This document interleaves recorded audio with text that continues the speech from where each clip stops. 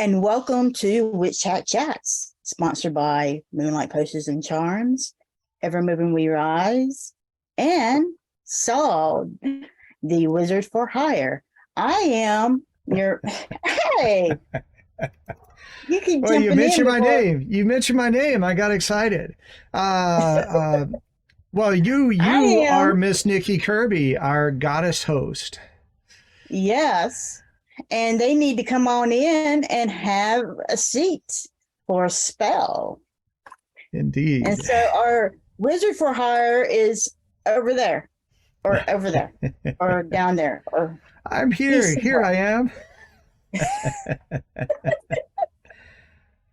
Oh, my goodness gracious.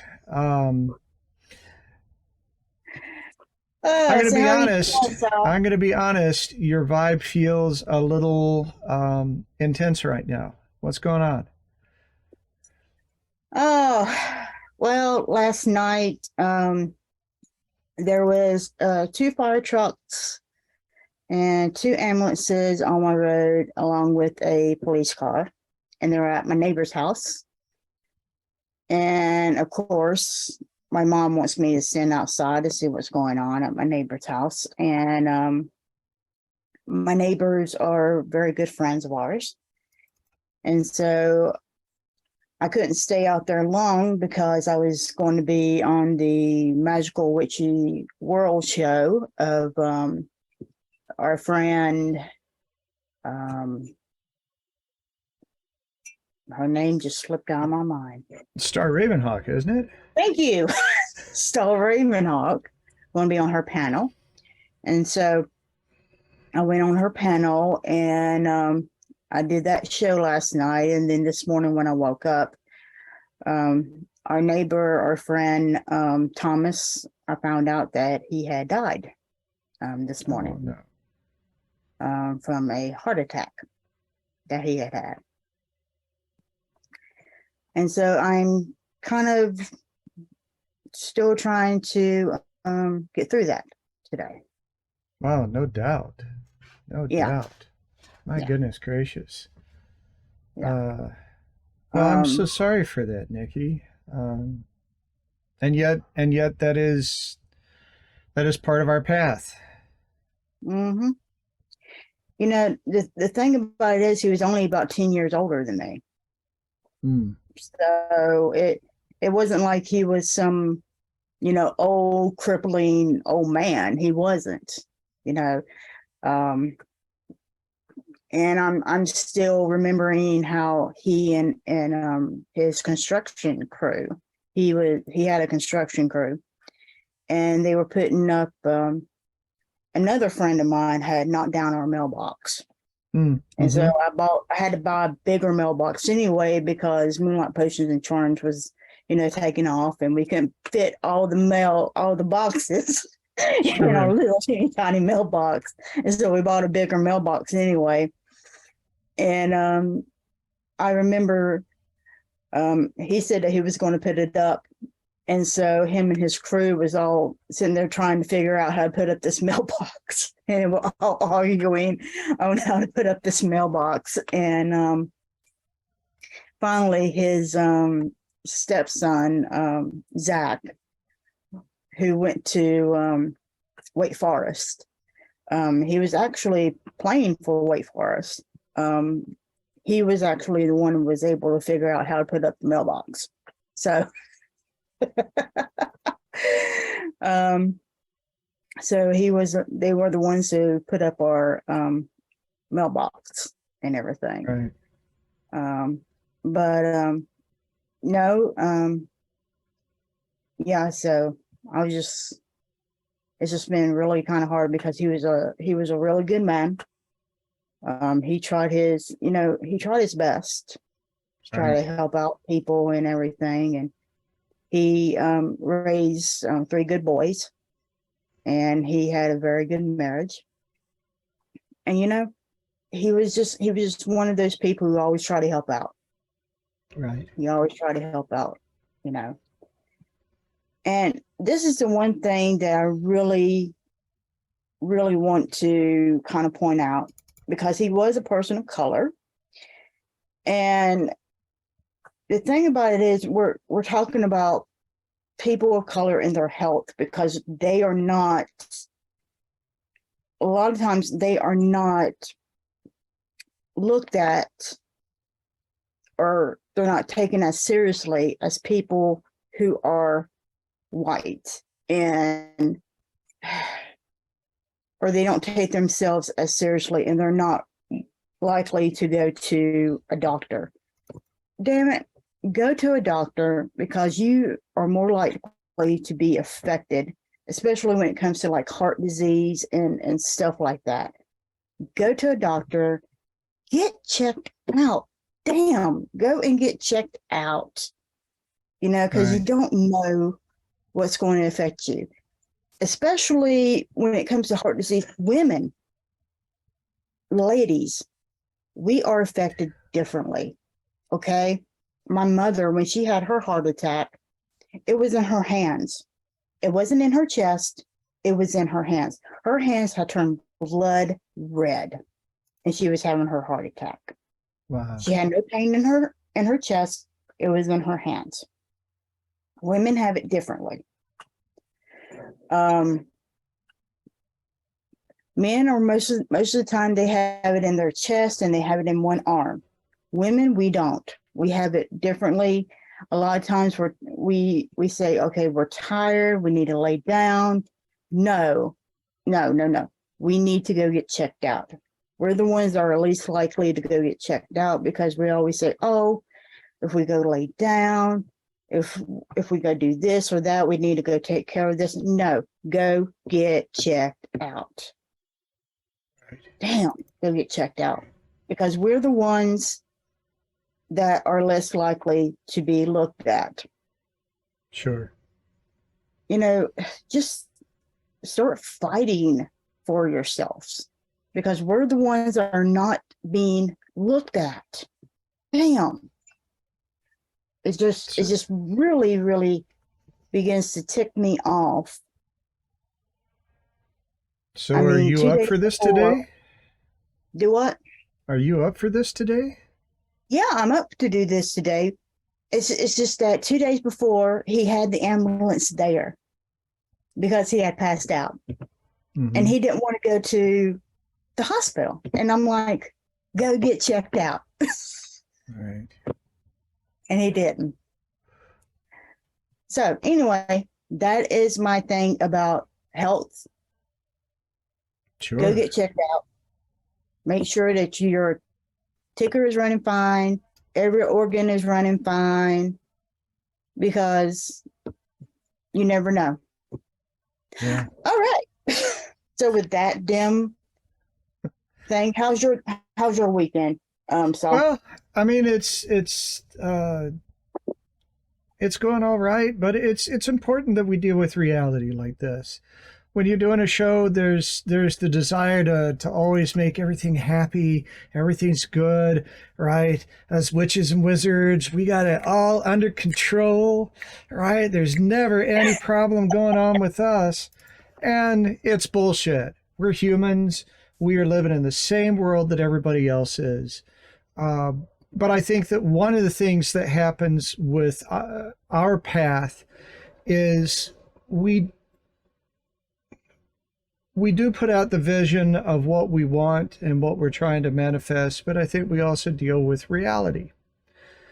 And it's important that when something like this happens and we're affected by it, we can put on the face or we can be real. And so I appreciate you sharing this. I know this is uncomfortable for you. I know this is affecting you. I know you'd like to be done with this as soon as possible so you can get back to grieving and healing.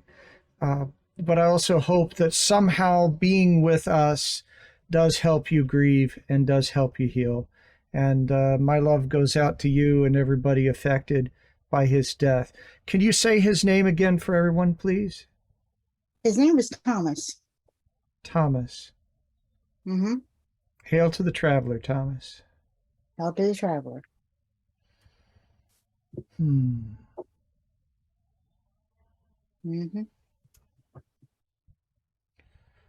Well, do we have a divination for today? Oh, yes. So let me get to, what's our divination for today? Oh, so our tea divination for today is the things you take for granted someone else is praying for.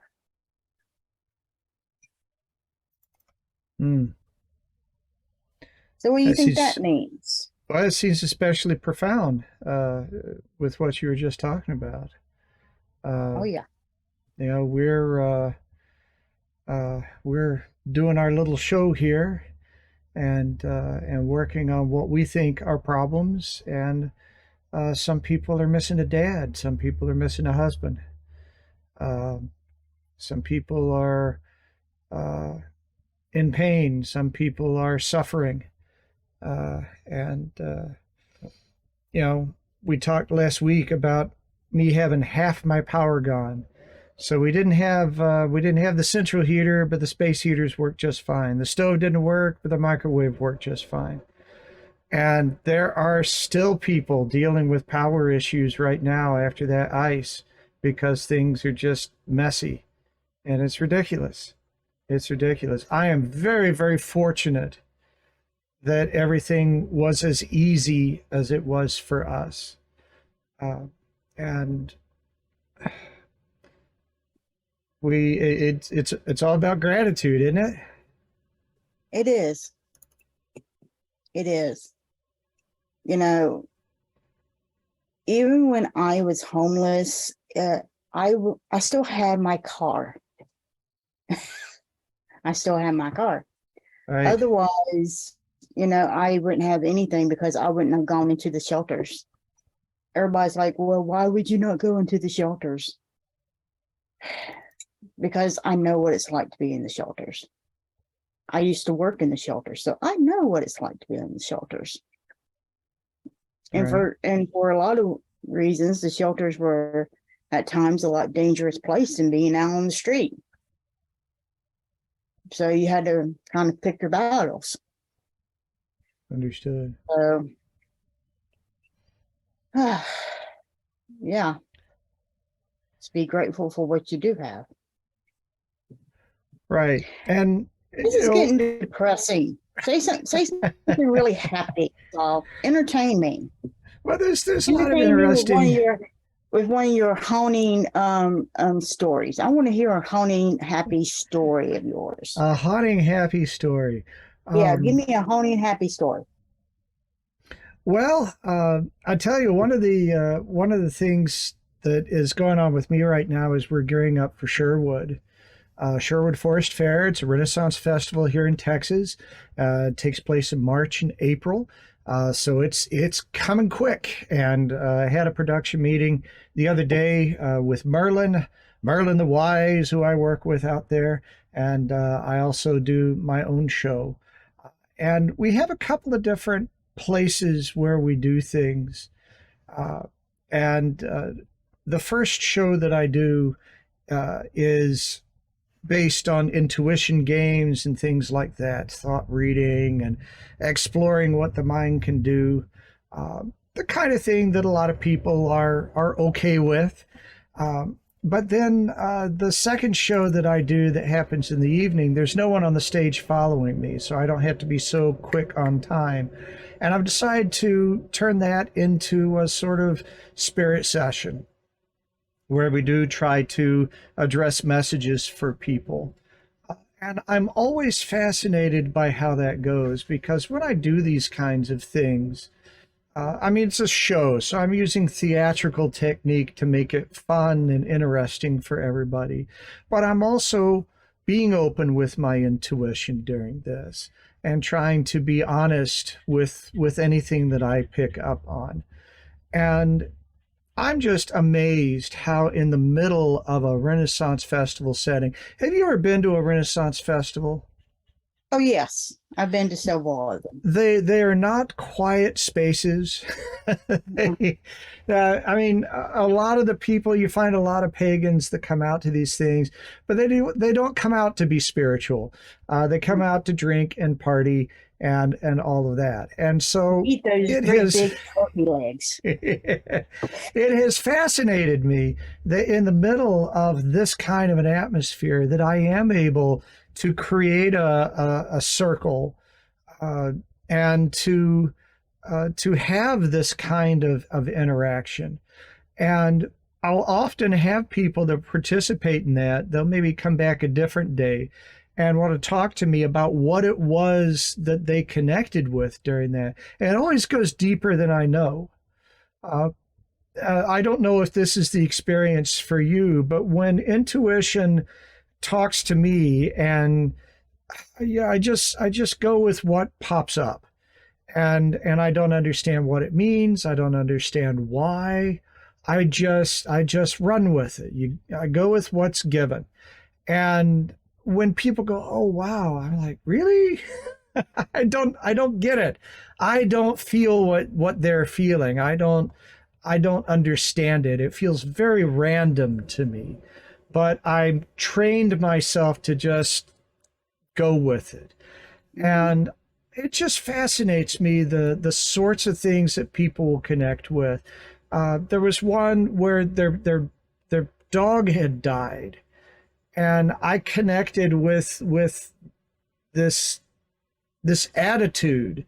And I talked about that, and it fit with their dog. It was the expression of their dog, but I encountered it more like people energy. Was this way, and I guess it's because dogs don't know they're not people. If they're in the right atmosphere. I've had situations where the particular phrasing just happened to fit really well with the person that they were thinking about. And it's just, it astonishes me. I wish it was like it is on TV. I recently finished watching the show Medium, which is a great show, but it's a fantasy. And I think, wow, how wonderful it would be if my intuition lit up like her dreams did in the show, and everything was just so obvious. And I honestly, I mean, early on in my personal exploration, I was interviewing a medium, and I was trying to bust his chops or anything, but I was trying to get into questions I thought people were genuinely interested in. And one of the things that I said is, how do you tell the difference between, and this is just partly from what I was experiencing, how do you tell the difference between things that are given to you by spirit and stuff you're just making up? And he said, that is very interesting because it feels like it comes from the same place at first. And you learn to discern, to recognize the subtle difference in the voice. And I know that people experience mediumship at all levels, and for some of them it may be that very profound, documentary level demonstration of the idea. But I also think for a lot of us that connect with spirit, that it is that weird sort of obscure, don't get it, but gonna run with it anyway kind of a thing. And it's taken me a while to learn that is actually mediumship going on. That it doesn't have to be so vivid. And so a lot of people that think they're they're trying to experience mediumship, and they feel like they're just getting this weird fuzzy. Nah, I don't feel like I don't feel like Mama Camille on TV. Yes, I see your father, she behind you. You know, you know, that it really is happening. And honestly, some of what you may be experiencing in those very famous examples may be a little theater, that they may be presenting it in a way that makes it more vivid than they actually experience it, because they've learned to discern, but they're also telling you the story so you can understand. And there's not necessarily anything wrong with that. It's just more confusing when you're trying to manifest it yourself. Yeah, but it's also the thing about it is what people don't understand is mediumship is also, not only is it a talent and a skill, but it's also been developed over time. That's what people don't understand.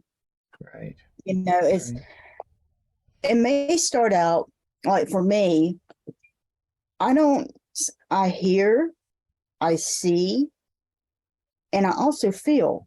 But there's times I only see, there's times I only hear, there's times I only feel. And then there's times I have all three, and there's times I only have two, and then there's times, I mean, it's different sometimes. Yeah. And then there's times they all come together slowly. But for me, it's mostly an idea. And then it can be an idea. That's the way I experience it the most. It just pops up and I go with it. But it feels like a lot of times for me, it feels like there's a whisper in my ear. And it's funny, you know, but it doesn't sometimes it doesn't make sense. It's not like a full sentence. Like, okay, the bobby pin is over there in the drawer. It's not like that. Okay. Right. It's not a complete sentence.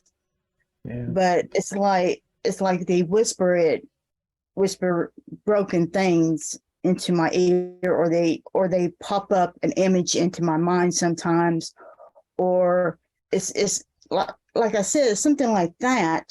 Right. And then I have to sit here and say, okay, this doesn't make sense. Well, clearly we need to spend a show just talking about some of this kind of stuff, because I think it could be interesting, especially since you and I experience it in different ways. That would be useful to people. Well, so we're going to take a pause here and hear some words from our sponsors. Then we will be right back with our special guest. We have a special guest today, so looking forward to that. But here's stuff you got to know. Anybody can tell you what is on a tarot or oracle card. What matters is seeing beyond what others may not be able to see and help the client to uncover what lies in the mist. What do readings from Moonlight Potions and Charms do? Wednesday, I did this ancestor reading, and it was an amazing reading. And it was a detailed reading.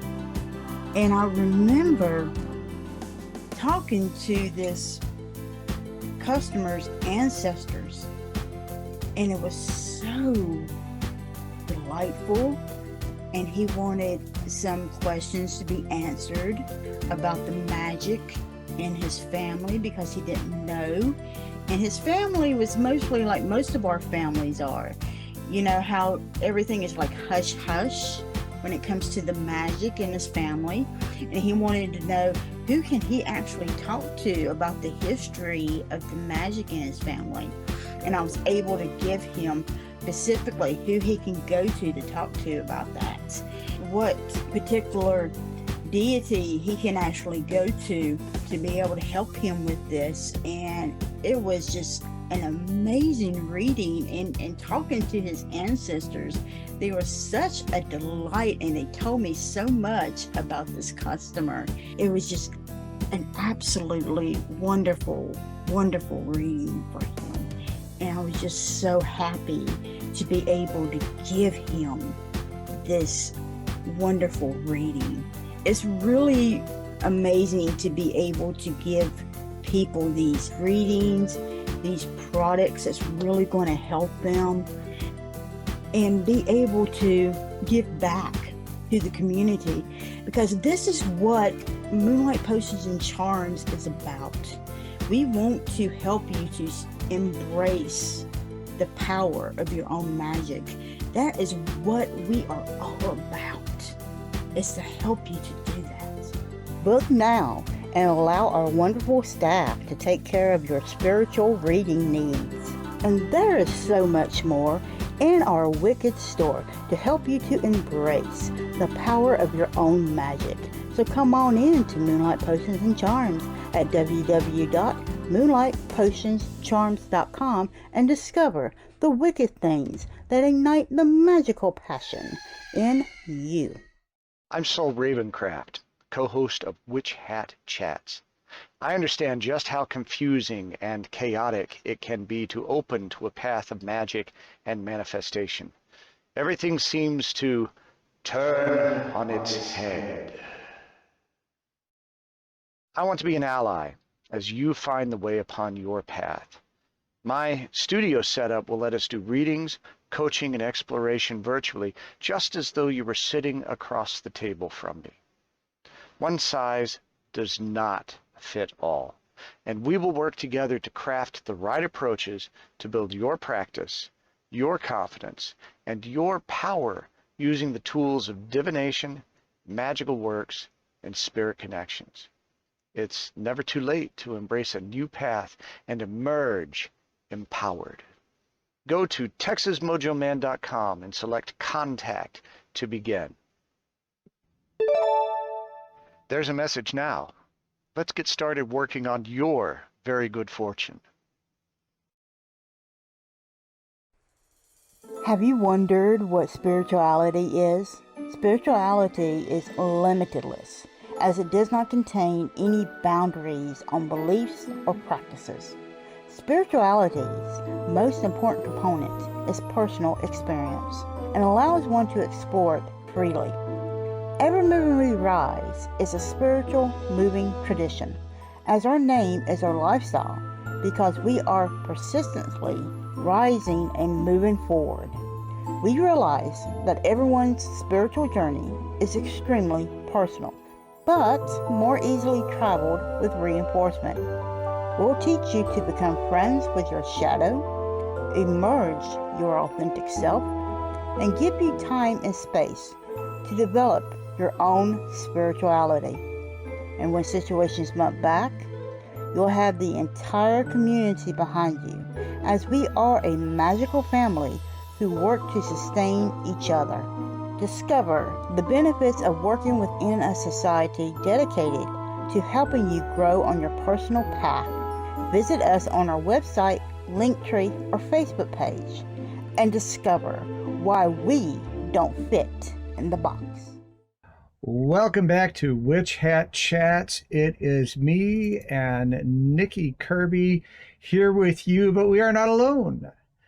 We have a very special guest today, and I am so excited to bring her in.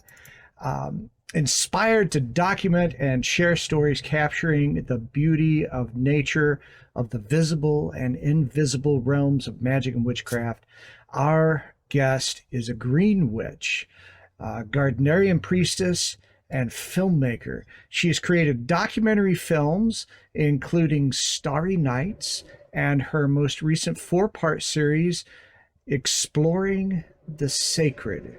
And she is here to talk about her book, Earth Magic, The Elements of Witchcraft. We are so pleased to present Dodie Graham McKay. Hello, Dodie. How are you today? I'm great. How are you? Fantastic.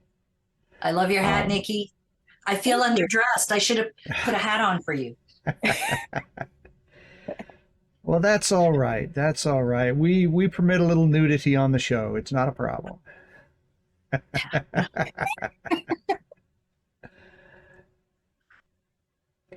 So filmmaking is not something that we get a lot. We get a lot of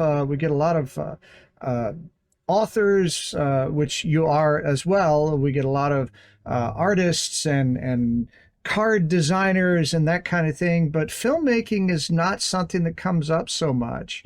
And there are a lot of changes going on in that industry. Women's voices are coming forward. We're starting to finally get away from the penis-driven version of this industry, and starting to get some genuine different perspectives going on.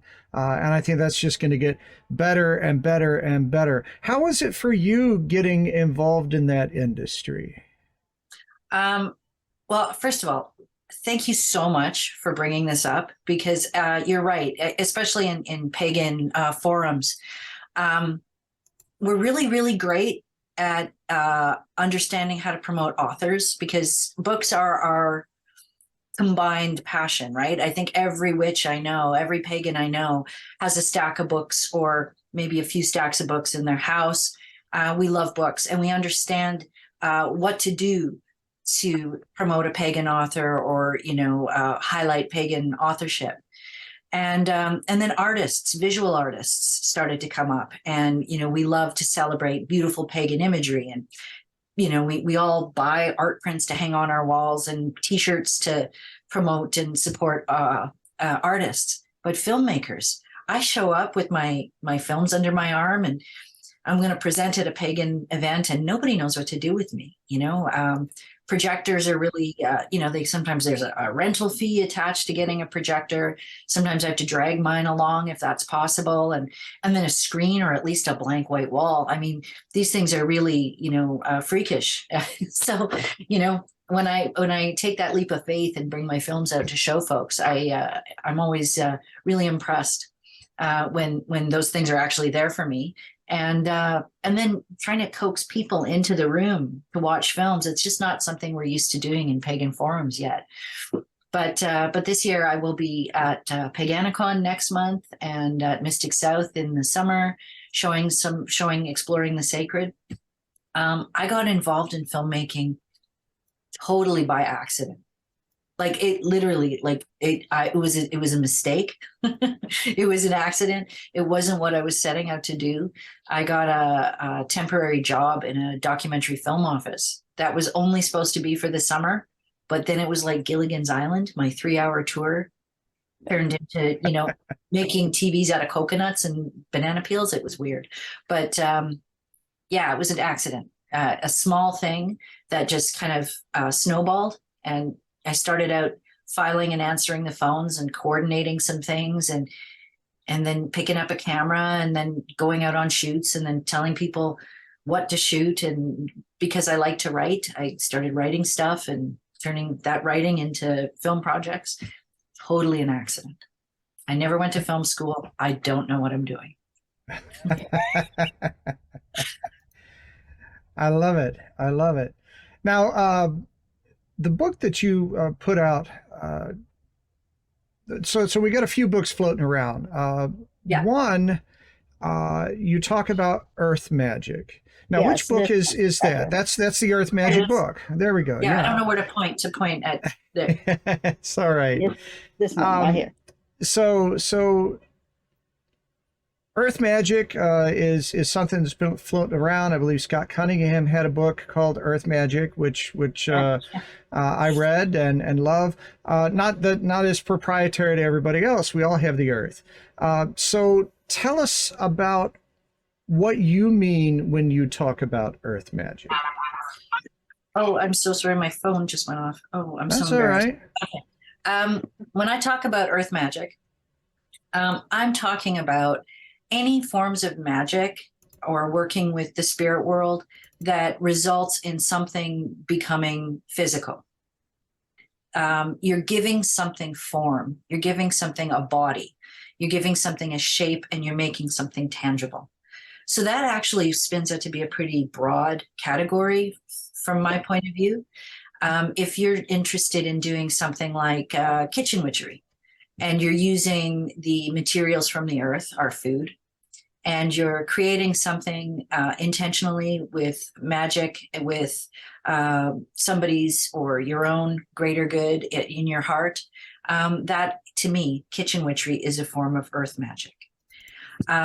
if you're practicing invocation and you're in Wicca, we sometimes talk about drawing down the moon. You're talking about giving spirits, things that don't have a physical body. You're inviting them into your body. You're giving them form and you're giving them material space. To me, that's a form of earth magic. Right. Working with materials, stones, herbs, plants, trees, water, things that come from our planet, the resources and materials from our planet to create something and build something.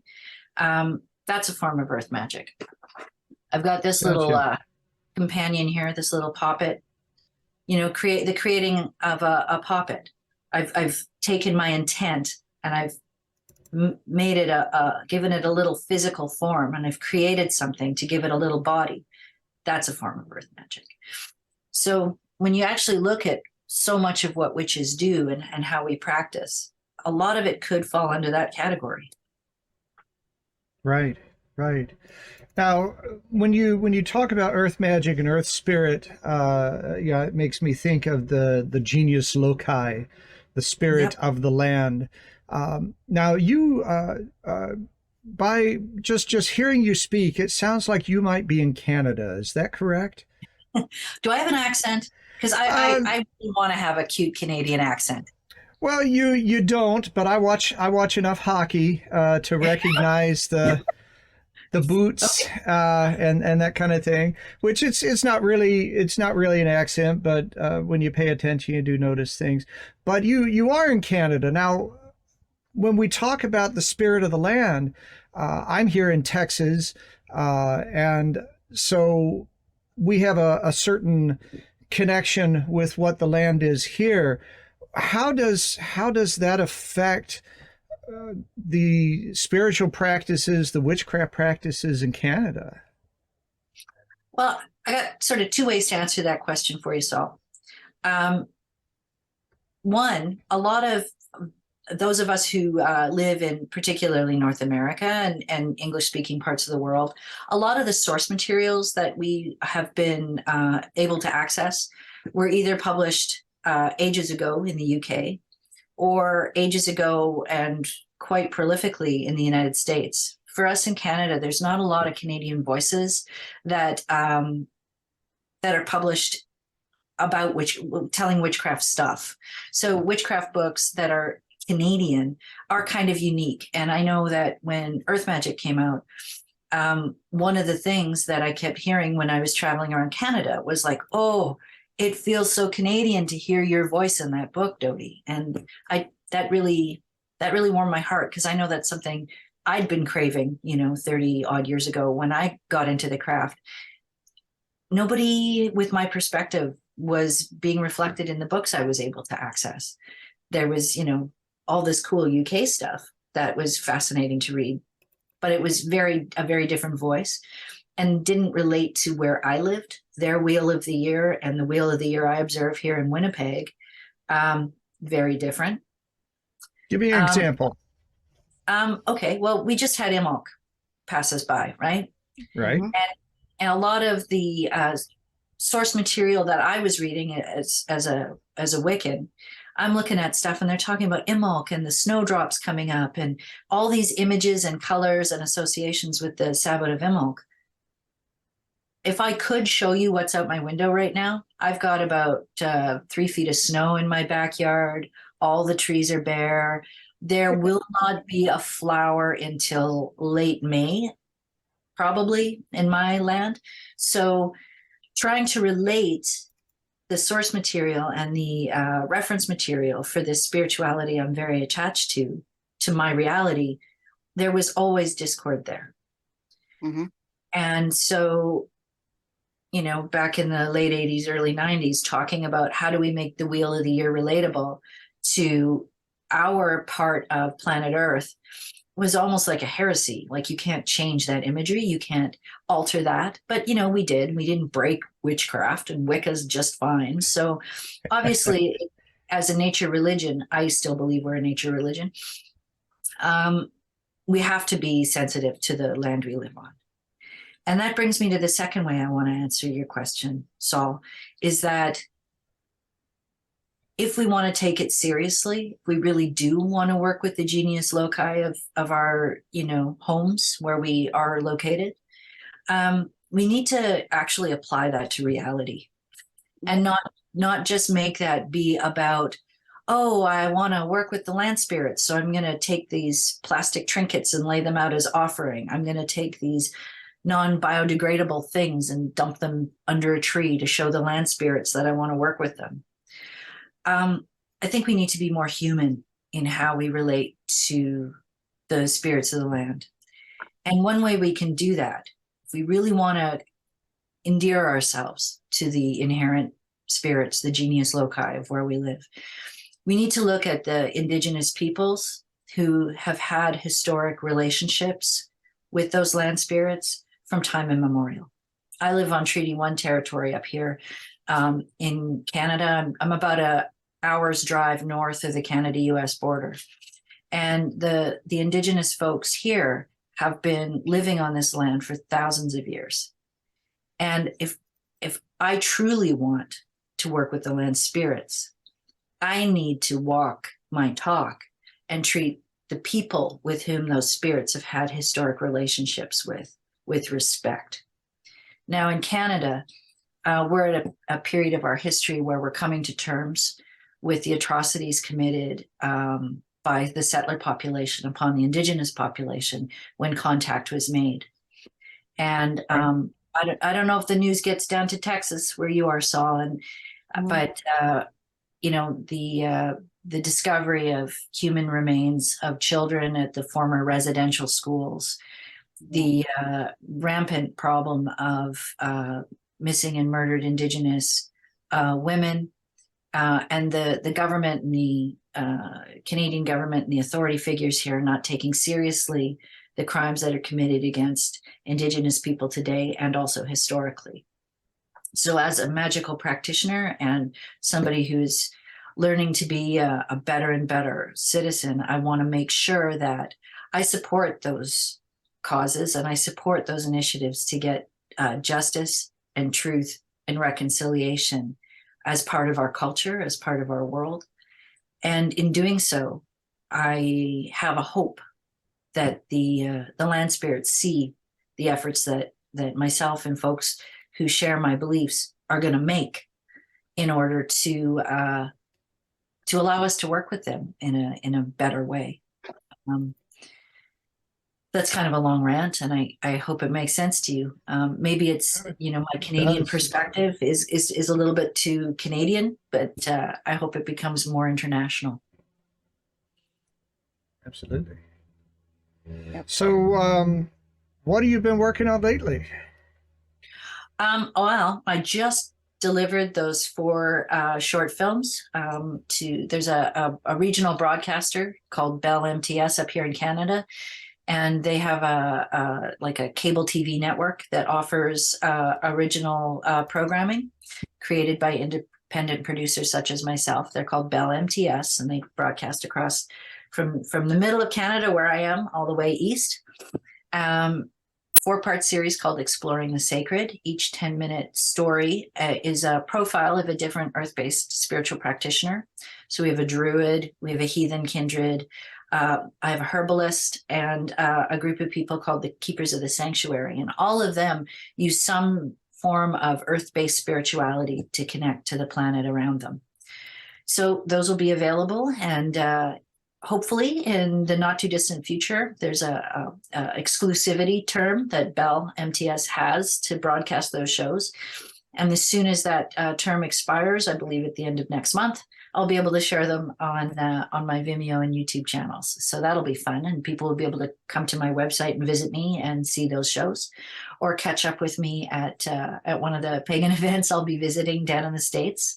Another recent published thing, if you want to learn more about land acknowledgement and reconciliation, I have an essay in the recently published Gorgon's Guide to Magical Resistance, edited by Laura Tepes-Zakroff. super fun book, really inspired if you want to learn how to, how do it get social justice and magic together for you. It's a whole bunch of interesting stuff. And I'm working on another book about the relationship that magical practitioners have with their animal companions and animal familiars. So lots going on. Lots going Sounds on. like we'll have a good reason to talk to you again in the near future. Well, I hope so. I hope so. It's fun talking to folks in other parts of the world about magic, because we all have our homes that inspire us. Yeah. Right. Imagine what And so- happens when we start connecting those dots. You Yep. bet. Yep. It is. And so how can our people be able to reach you?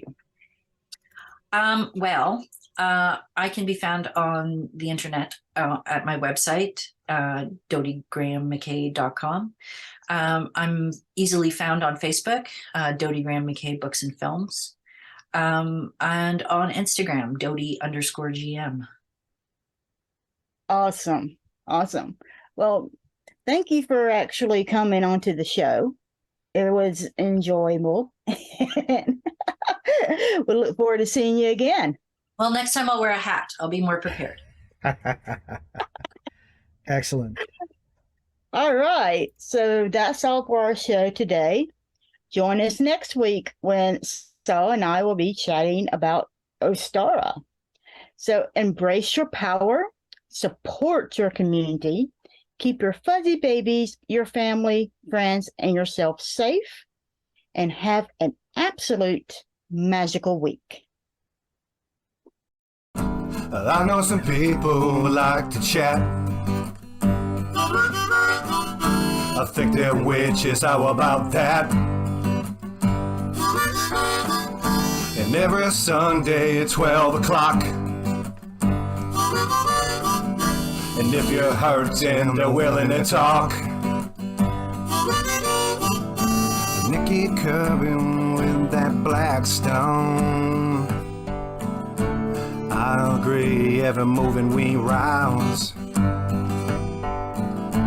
Loving soul with a beautiful mind.